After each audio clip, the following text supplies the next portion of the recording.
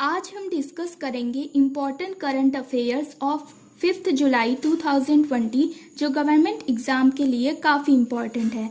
आपने अभी तक अगर जी टीवी एजुकेशन एंड एग्ज़ाम का चैनल सब्सक्राइब नहीं किया है तो प्लीज़ सब्सक्राइब कर लीजिए, क्योंकि हम हर रोज़ इम्पोर्टेंट करंट अफेयर्स आपके सामने लाते रहेंगे। तो चलिए अब शुरू करते हैं। कोविड-19 से लड़ने के प्रयासों के लिए किस राज्य के स्वास्थ्य मंत्री को संयुक्त राष्ट्र द्वारा सम्मानित किया गया है? इसका सही उत्तर होगा केरल। केरल भारत के उष्णकटिबंधीय मलाबार तट पर स्थित अरब सागर तट का लगभग 600 किलोमीटर है। यह अपने हथेलियों वाले समुद्र तटों और बैक वाटर्स के लिए जाना जाता है, जो नहरों का एक नेटवर्क है। अंतर्देशीय पश्चिम घाट हैं, जिनके ढलान चाय, कॉफी और मसाले के वृक्षारोपण के साथ साथ वन्य जीवन का समर्थन करते हैं। पीएम गरीब कल्याण रोजगार अभियान का कार्यकाल क्या है, जो प्रवासी श्रमिकों को नौकरी के अवसर प्रदान करना चाहता है? इसका सही उत्तर होगा 125 डेज। प्रधानमंत्री गरीब कल्याण योजना 2016 भारत सरकार की दिसंबर 2016 में शुरू की गई आय घोषणा योजना 2016 की तर्ज पर वर्ष में शुरू की गई एक योजना है।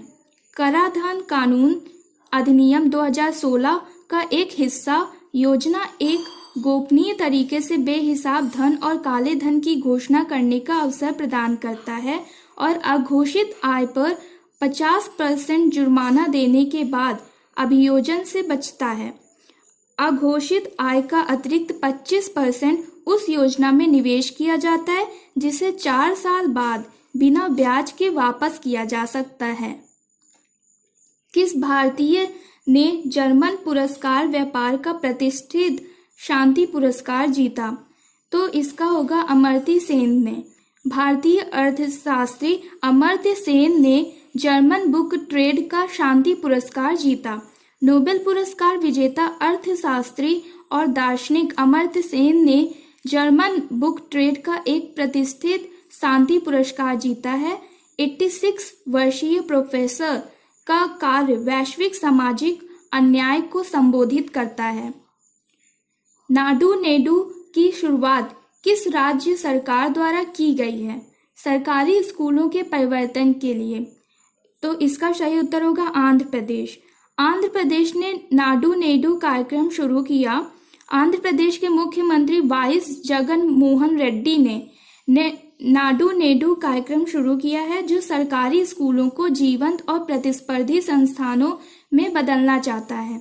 कार्यक्रम शिक्षा क्षेत्र में एक नया पत्ता बदलने के लिए निर्धारित है और कमजोर वर्गों और वंचितों को अवसर प्रदान करेगा। इसकी प्रमुख उद्देश्य है सभी सरकारी स्कूलों को आवश्यक बुनियादी सुविधाओं और कौशल के उन्नयन के साथ साथ अंग्रेजी प्रयोगशालाओं को स्थापित करने के अलावा स्वच्छ वातावरण, चलने वाले पानी, फर्नीचर, मिश्रित दीवारें, ब्लैक बोर्ड, शौचालय, नवीकरण और मूल समिति को शामिल करने जैसे बुनियादी सुविधाएं प्रदान करेगा। 7 इंडियन राज्यों में भूजल की कमी की जांच के लिए विश्व बैंक द्वारा समर्थित कंपाइल का नाम गोल से शुरू हुआ। इसका सही आंसर होगा अटल भूजल योजना। अटल भूजल योजना 25 दिसंबर 2019 को पूर्व प्रधानमंत्री अटल बिहारी वाजपेयी की 95वीं जयंती पर प्रधानमंत्री नरेंद्र मोदी द्वारा शुरू की गई एक भूजल प्रबंध योजना है। इस योजना का उद्देश्य भारत के 7 राज्यों में भूजल प्रबंधन में सुधार करना है। भारत में किस बैंक का बाजार पंजीकरण सबसे अधिक है? इसका सही आंसर होगा HDFC बैंक का। HDFC बैंक लिमिटेड एक भारतीय बैंकिंग और वित्तीय सेवा कंपनी है, जिसका मुख्यालय मुंबई महाराष्ट्र में है। 30 जून 2019 तक इसका 104154 स्थायी कर्मचारियों का आधार है। HDFC बैंक संपत्ति द्वारा भारत का सबसे बड़ा निजी क्षेत्र का ऋणदाता है। मार्च 2020 तक बाजार पंजीकरण के हिसाब से यह भारत का सबसे बड़ा बैंक है। निम्न में से किस बैंक ने यूडीएमए प्रौद्योगिकियों के साथ साझेदारी के साथ युवा पर्व लॉन्च किया? तो इसका सही उत्तर होगा यस बैंक ने। यस बैंक लिमिटेड एक भारतीय सार्वजनिक बैंक है जिसका मुख्यालय मुंबई, भारत में है और इसकी स्थापना 2004 में राणा कपूर और अशोक कपूर ने की थी। यह रिटेल बैंकिंग और परिसंपत्ति प्रबंधन सेवाओं के माध्यम से कॉर्पोरेट और खुदरा ग्राहकों के लिए बैंकिंग और वित्तीय उत्पादों के विस्तृत श्रृंखला पेश करता है। 5 मार्च 2020 में बैंक के पतन से बचने की कोशिश में, जिसमें अत्यधिक ऋण था, भारतीय रिजर्व बैंक ने इसे नियंत्रित किया। आरबीआई ने बाद में बोर्ड का पुनर्गठन किया और एसबीआई के पूर्व मुख्य वित्तीय अधिकारी प्रशांत कुमार को यस बैंक में नए एमडी और सीईओ के रूप में नामित किया। संजय कुमार को किस राज्यों के चीफ सचिव के रूप में नियुक्त किया गया था?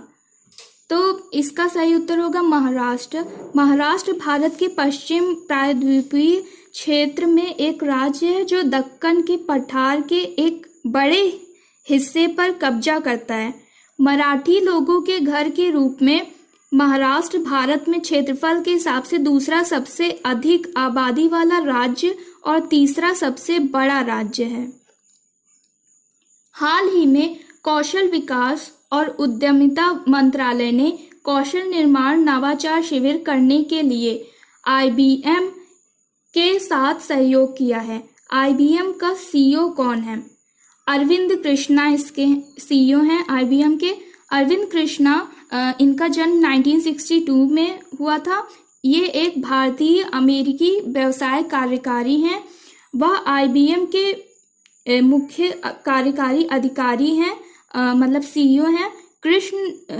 कृष्ण ने आईबीएम रिसर्च में एक इंजीनियर के रूप में आईबीएम में अपना करियर शुरू किया। 2015 में वरिष्ठ उपाध्यक्ष पद पर पदोन्नत किया गया और 2020 में सीईओ के रूप में पदोन्नत किया गया। 2008 में उन्होंने आईबीएम के अधिग्रहण का नेतृत्व किया। $34 बिलियन के लिए रेड हैट, जो इतिहास में सबसे बड़ी सॉफ्टवेयर कंपनी का अधिग्रहण है, सीईओ के रूप में अपने पहले दिन कृष्णा ने आईबीएम कर्मचारियों को लिखा, मेरा मानना है कि हम आईबीएम को 21वीं सदी के सबसे भरोसेमंद प्रौद्योगिकी भागीदार बना सकते हैं। चरित्र का अत्यधिक महत्व। सरकार ने सुखबीर संधू के कार्यकाल को एनएचआई के अध्यक्ष के रूप में 6 महीने के लिए बढ़ा दिया है। यूनियन एचआरडी मंत्रालय ने ड्रग डिस्कवरी प्रक्रिया का समर्थन करने के लिए ड्रग डिस्कवरी हैकथॉन 2020 की शुरुआत की है। 4 जुलाई को सहकारिता का अंतर्राष्ट्रीय सहकारिता दिवस मनाया गया।